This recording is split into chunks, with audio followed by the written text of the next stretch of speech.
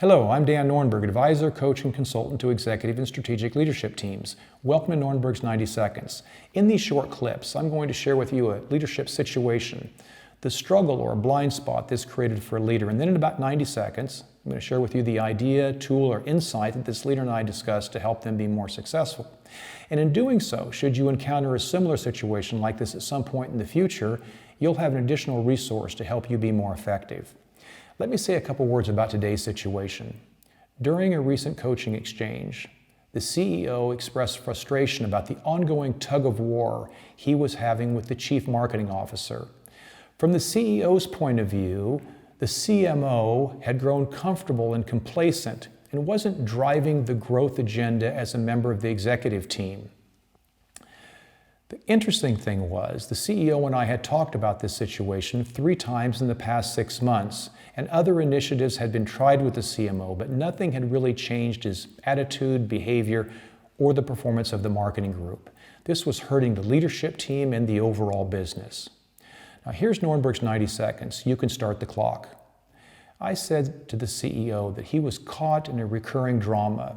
It was a non-productive pattern that continued to repeat itself. The CEO quickly shot back and said that the CMO had been in the company longer than the dinosaurs, and to move him out of the business would cost a great deal of money. If he wasn't in the business, I asked, what would it mean for the leadership team and the overall business? The CEO said we'd be far more effective in the executive team, the marketing initiatives would be initiated much faster, and I believe it could have as much as a 10% impact in the overall revenues of our business. What were your revenues last year, I asked him. $3.5 billion, said the CEO. Then I asked him, what would it take, what would an appropriate severance package be for the CMO to leave the business? The CEO said, about 2 million euros. I said, let me understand this. You have an upside in the business of 350 million euros against an investment cost of 2 million. What information do you need or what's missing for you to make a choice, to make a decision about this recurring drama that's affecting your business? The CMO was asked to leave a week later with a severance package that was agreeable to all. Immediate positive changes were seen in the leadership team and in the marketing group, and over time, the business grew at a rate similar to the CEO's predictions.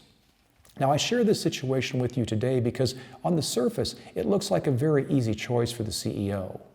But recurring dramas have an invisible grip that can paralyze even the best of leadership teams.